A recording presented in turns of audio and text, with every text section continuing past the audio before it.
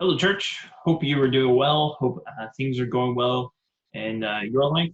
If you're watching this recording, either you really like this sermon, which would hopefully be the case, but more likely you are not able to attend the service that we will have tomorrow as I'm recording this.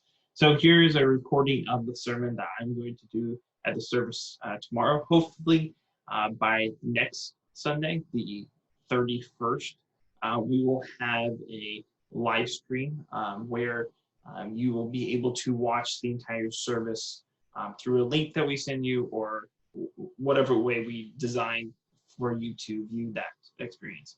I think that's going to be a lot better. I think you're going to be able to be able to feel more like you're part of the congregation.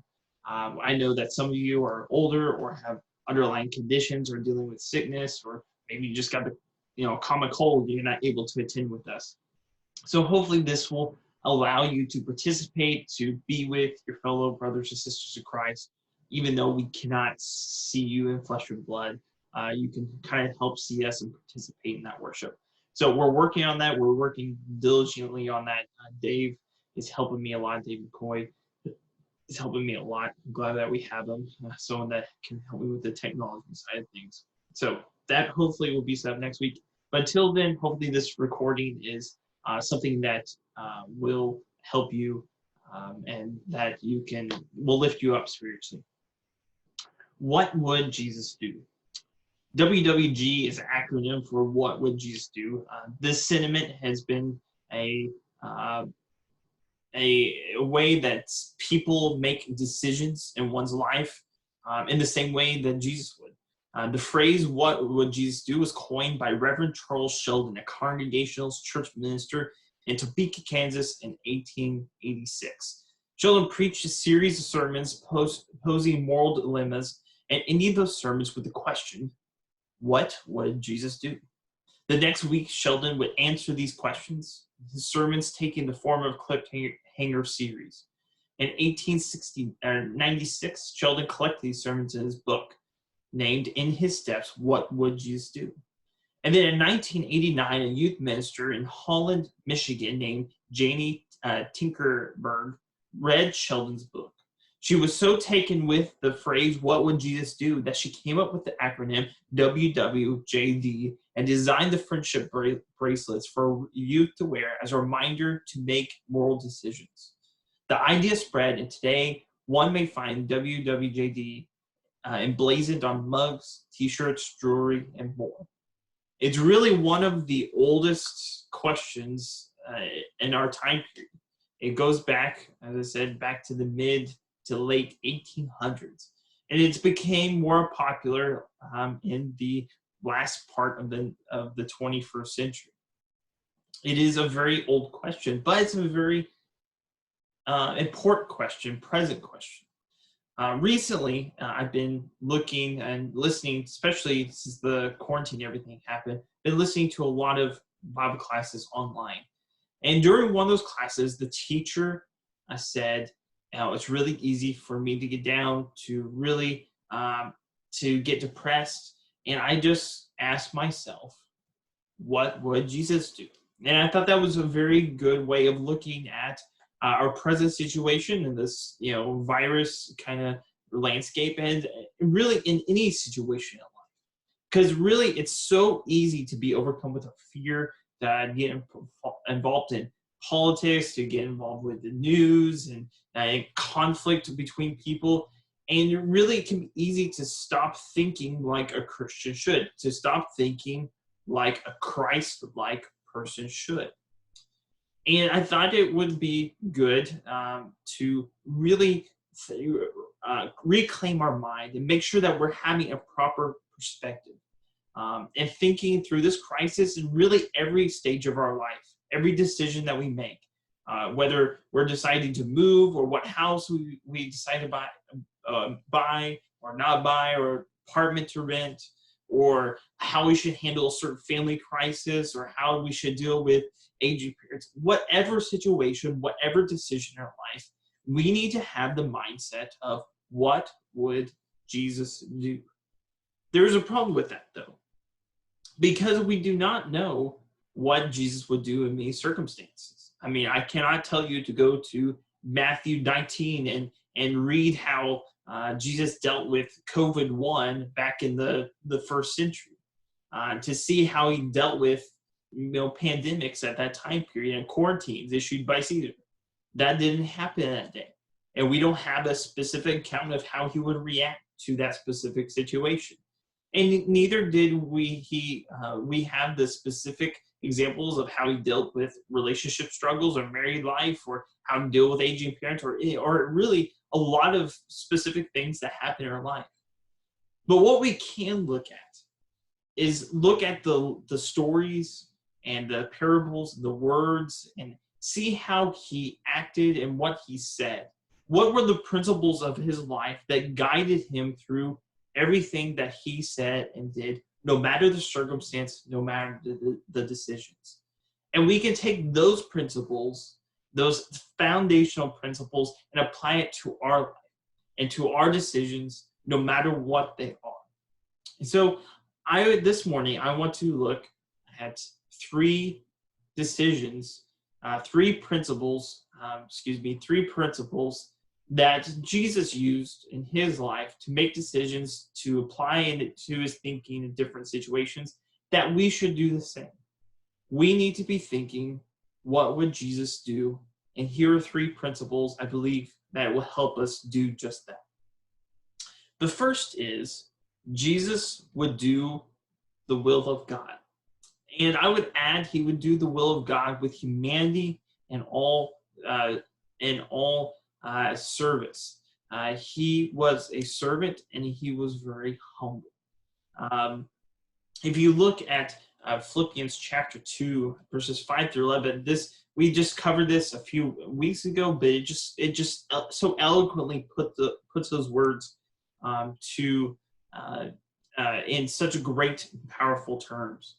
Verse 5, have this mind among yourselves, which is yours in Jesus Christ, who, though he was in the form of God, did not count equality with God a thing to be grasped, but emptied himself by taking the form of a servant, being born in the likeness of men, and being found in human form, he humbled himself by becoming obedient to the point of death, even death on a cross. Therefore, God has highly exalted his name and bestowed upon him the name that is above every name, so that at the name of Jesus, every knee should bow, in heaven, on earth, and under the earth, and every tongue confess that Jesus Christ is Lord, to the glory of God the Father. I want to give this situation some thought. Sometime before the foundation of the world, before God and the Holy Spirit and Jesus made everything that we see and hear and taste and touch today, they had a conversation of some kind. They said, we will make a world, and we will make mankind.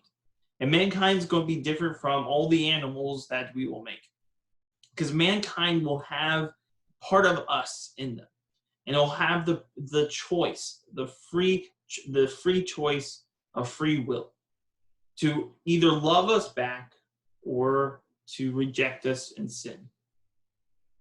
And they will sin. Every one of them will sin. But what will have to happen so that they can be redeemed, so they can be brought back, is one of us, and Jesus was that person, would have to go and be sacrificed and pay a price that he did not deserve, and did not even deserve anything like it. Be rejected, be rebuked, be scorned, be mocked, be whipped, be scourged, and then finally die on a cross, which was the most dishonorable death possible. And then finally, he'd be raised after 3 days, and then he would go back to heaven. And before they even knew man, Jesus agreed to this plan. I do not think that they made man and they were like, oh no, he sinned, what shall we do? And they made, this whole redemption story as a backup plan. I think they knew full well what was going to happen. But before they even knew man, Jesus agreed to go and be the lowest. Like going from God to mankind is such a decrease. I don't even know how you describe it on our terms. Is that like us going to be a dog or a worm or dirt? I mean, like how do you describe that transition? How that humility to do that? And then not even a great person, born of the lowliest, born of a carpenter's son, born in the middle of nowhere, and then raised where no one cared about him or anything. But despite what he was worth and what he deserved, he humbled himself by becoming obedient to the point of death, even death on a cross. Being obedient to who? Obedient to God. So that God highly exalted his name and placed everything low.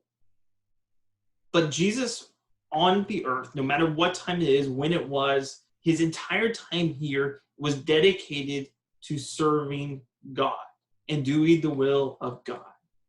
Even from the earliest accounts of him in Luke 2, we have that he, even as a child, when he was supposed to be with the other kids, playing with them, his mom and dad thought he was with the other people doing kid things. He was in the temple looking to do the will of his Father. And then John 13, he served his disciples in humility. At the very end of his life, after he had spent all these time with his disciples, he had one last lesson to teach them before he died on the cross. He took the form of the lowliest of servants. And he took up a towel and a wash basin and washed their feet. Because it wasn't about him, it's about the will of God. And then in Matthew 26, at the very end, he did the will of his Father. Even though he was very near death and he didn't want to do it, and he was anxious about the death and everything that was come, in the end, he said, "Not my will, but your will be done." Because it wasn't about him, even though he was God, even though he deserved so much, it was about the will of God. For even the Son of Man came not to be served, but to serve, and give his life a ransom for many. Because it wasn't about him. It's about doing the will of God. All through his life, from beyond, before he was even born on this earth, to the time in which he said, "I am going to commit to do whatever you want." Obedient to the point of death, even death on the cross, which was the most humiliating, the most painful, you name it. He obeyed. Because he didn't come here to be served, but to serve. And he didn't come for other people to serve him with their lives, but to give his life for many. And then he gives life to others, those who serve him and call on his name. Because it's not about him, it's about doing the will of God. And the question I have for you is, are you doing the will of God in your life right now? Is this how you, are you doing what you should be doing? It's really easy, especially in this time of when we've been locked down, to be like, our normal routines messed up and maybe we're not as productive as always. And there's a lot more time to sit on the couch and watch Netflix or TV, or to kind of just binge out and veg out in our life. Or have you used this time that we have to serve God? To talk to that neighbor who is, well, you've never gotten a chance to talk to, but they're so cooped up they'll talk to anyone. And so you were able to build a relationship that could eventually lead to opportunity.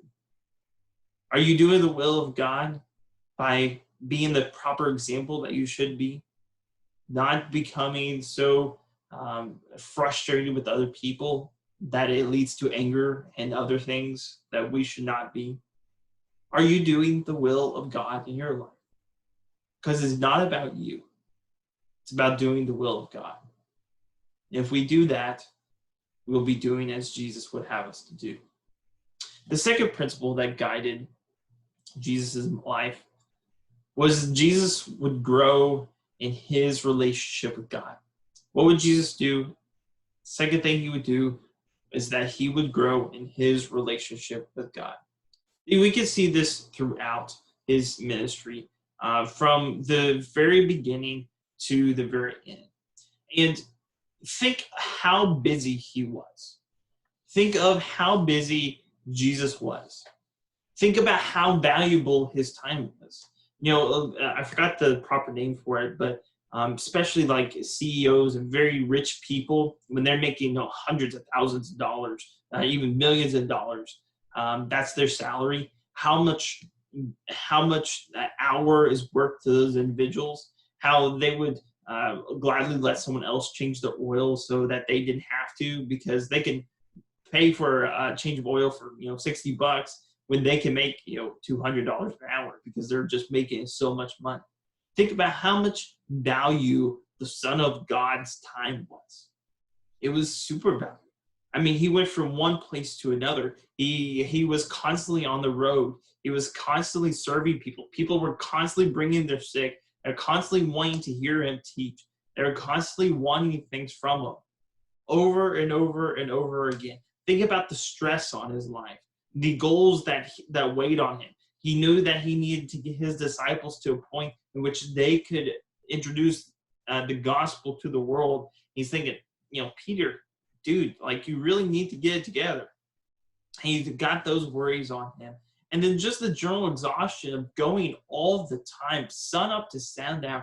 I mean, for me, on Sundays, just giving a 30-minute lesson and then going and talking to y'all, because I have so many things going in my mind. I need to talk to this person. I need to talk to this person. Oh, that's a visitor back. I need to make sure I talk to him, and then try remembering everything and say, oh, I need to talk to this person. I need to make sure his wife is doing okay. And I have all these things going where my mind and my body are going 90 to nothing for as long as I am in the building.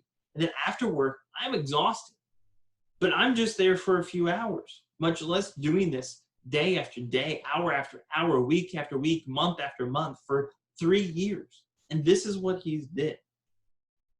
But despite all of that, he put time and effort to grow his relationship with God.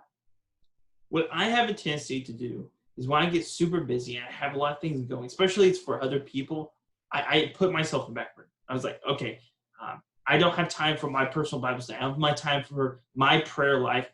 You know what? I'll just put that in backward and I'll focus on these people. They really need me. I gotta get the stuff done before this deadline. It will happen. I'll get to that other stuff later. But you see, Jesus prioritizes his relationship with God in every area of his life, and the time beginning of his ministry to the end of it. He prioritized his prayer life with God. In Luke 3, right after he's baptized, right before he starts his ministry, he prays that God would give him the strength and that he would be able to do what he is doing. In Luke chapter 5, when it first says that crowds are starting to just flock to him, he again prays, and that I'm guessing that he would have the strength, that this wouldn't go to his head, that he would do what God willed him to do. In Luke chapter 6, before choosing his disciples, he went up to a mountain, been by himself. He prayed again that God would guide him, that he'd make wise choice, all these things. In Matthew 14:23, after the feeding of the 5,000 and people try and make him king, he goes up and he goes and prays, because all these people wanted to make him king. And I think he just needs some time to be with God after everything that's happened.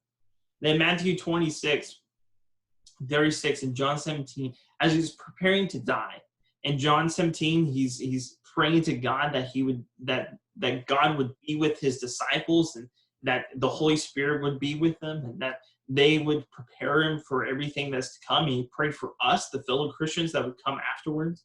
And then Matthew 26, as he was thinking about his own anxiety about dying at the end, he went to God and said, can you help me? And that was who he went to in a time of need. No matter what stage in his life, no matter the situation, no matter what time period or whatever it was, he worked on his relationship with God. And he went to God in prayer all the time because that was an important part of his life. Jesus knew that his relationship with God was so important and so crucial that while he was on earth, he took time to be alone, to work on it, to grow on it, and then to rely on it, even though he was the busiest man alive at that time. And the question I want to ask to you is, how is your relationship with God? How has your prayer life been the last several months? Have you been just killing it lately? Have you had a little bit maybe extra time where you're not able to see people in the at nights and weekends, and so you've been inside more, and maybe you even have less work than normal, and so you've had all this time to dedicate towards God, where you can pray. Your prayer life has never been better. You're digging into the scriptures, and you just have this relationship with God like never before. Or has it been lacking? Has it been slacking a little bit? You're kind of out of your routine. You're not in your routine like you normally are. You don't do the same things you normally did. You no longer have those good habits that you used to have. And so it just kind of fell apart. And your relationship with God has not gotten in a great place. How is your relationship with God? What would Jesus do during these times? He would work on his relationship with God. That's what he would do, because he knows it's important. And it will get you past the hard times, and it will get you through almost anything. So what would Jesus do in this situation or decision in your life? Jesus would do the will of God. Jesus would grow his relationship with God. And then finally, Jesus would be compassionate and loving like God. I think one of the best examples of this is Jesus in the feeding of the 5,000. It's so powerful to me because I know I would do just the opposite. So to set this up, according to Mark 6, the 12 had just come out from the little commission that Jesus sent, where they just come back and they said, we just cast out demons in your name and we spread the good news. And they'd been on the road for, I have no idea how long, but it seemed like a great long time. And they had been busy teaching and they were tired, and Jesus was tired. And so Jesus says to them, let's go across on the other side of the Galilee, and let's rest. Let's take some time for us. Let's take some time to regroup and recoup. And then he hears that his cousin, John the Baptist, had just been killed, just been beheaded. For one, it was his own flesh and blood, someone that he had known and that he owed a lot of his starting ministry to. But also, it was a precursor to what waited for him, and that had to be playing on his mind as well. And so he wanted to kind of go over to the other side, to have some time alone, to recoup, to mourn the loss of his cousin. But by the time that they got to the other side, the crowd that they'd been with for days and healing the sick and teaching and casting out demons had ran all the way to the other side of the Sea of Galilee. So by the time they had got to the other side, the crowds were waiting for them. And instead of saying, go away, I don't want to be around you, I don't want to be with you, I've been with you for so many months now, I've healed your sick, I've cast out demons, I've taught you everything I know. That's what I would say. Go away. I need some time alone. Instead, what it says in verse 13, now when Jesus heard this, he withdrew, and there in a boat in a desolate place by himself. And when the crowds heard it, they followed him on foot from the town. So verse 14, and when he went ashore and saw a great crowd, he had compassion on them and healed their sick and taught them till evening. Instead of scattering, instead of saying, I don't want to be around you, I don't want to be with you at this time, go away, I'll be back later. He had compassion. and he loved them. And he saw them as sheep without a shepherd. And so he worked and he slaved because he had compassion and he had love, like God has compassion, like God has love. And the second is equally as, if not greater, surprising, and maybe a better word is just awesome. In Luke 23, as Jesus is completing what he came here to do, he's hanging on a cross, counting by the hours until he dies. People are mocking him. People are saying nasty things about him. He's already been beaten and mocked and scourged. And then finally he had nails driven into his hands and into his feet and hanged on a cross like some common criminal. But instead of being hateful, instead of saying, I can't believe that you didn't recognize me. You should have known that I was the Messiah, that I was the one here to save you. I can't believe you didn't know it. Instead, he says in Luke chapter 23, verse 34, Father, forgive them, for they know not what they do. Even in the worst time, when no other human was treating him with any kind of love or compassion, he looked at these people who mocked him, who crucified him, who did all kinds of evil to him, that he looked at him with compassion and love. Because that's how Jesus did things. Recently, just a couple of days ago actually, I was reading a Facebook post from a fellow graduate from FC. And she talked about how she had gotten really down and kind of depressed by everything that was going on. And what discouraged her the most was not that the pandemic or the financial times or the political unrest. What bothered her the most was how people weren't loving or compassionate. People who were supposedly Christians turning to other Christians and not being any kind of compassionate or loving. Churches that met together during the coronavirus, people said, we're trying to kill grandma. And churches that closed during the virus were said to have no faith in God whatsoever. These are Christians yelling at other Christians. And conflict and animosity comes out. You have Christians hating on each other and calling each other all kinds of different names because they vote blue instead of red, or they vote red instead of blue. That's not how it should be. That's not what Jesus would do. And what I had to remind myself is that I can't affect the politics of this nation. I can't magically make the virus go away. But what I can do is I can be compassionate. I can be loving like God. Maybe, just maybe,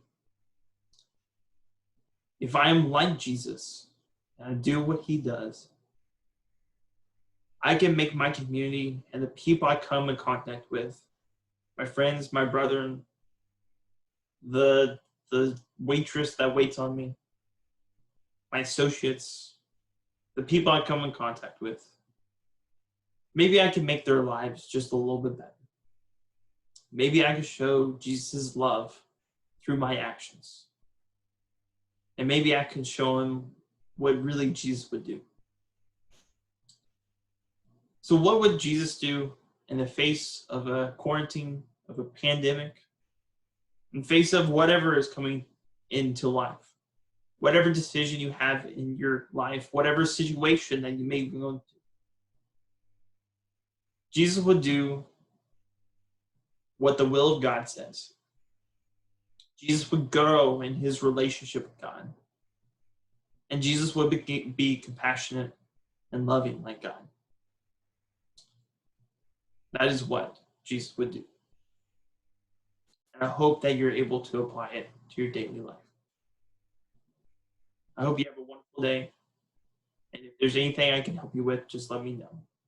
We are here for you, whether it be anything physical or definitely, most importantly, spiritual. Just let me know. And we'll do all that we can to help you.